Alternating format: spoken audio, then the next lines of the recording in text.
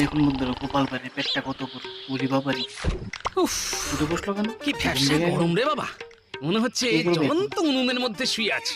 দূর দূর, কিছুই তো এইভাবে ঘুম করবে। হয় নাকি? হ্যাঁ, কি হলো?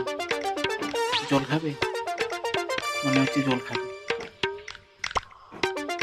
হুম, এই কি তো ব্যাপার ঠিকই গো আছে। এ? আজ এত সকাল জল সকাল খেতে মনে ঘুম হয়। থেকে উঠে পড়লে যে খাবে না? ও কি বলছো? জল তেষ্টা দেখি। পেয়েছে বুঝি এ? আগে না গিন্নি, ওমা তাহলে কুঁজো থেকে জল ঢাললে কেন এ? খাবো বলে নয়, মাথায় ঢালবো বলে। মাথায় ঢালবে? গোপাল ভাঁড়ের মাথা গরম হয়ে গেছে। হায় রে আহ, আল্লাহ, শান্তি। ভগবান। বলি হচ্ছেটা কি এ?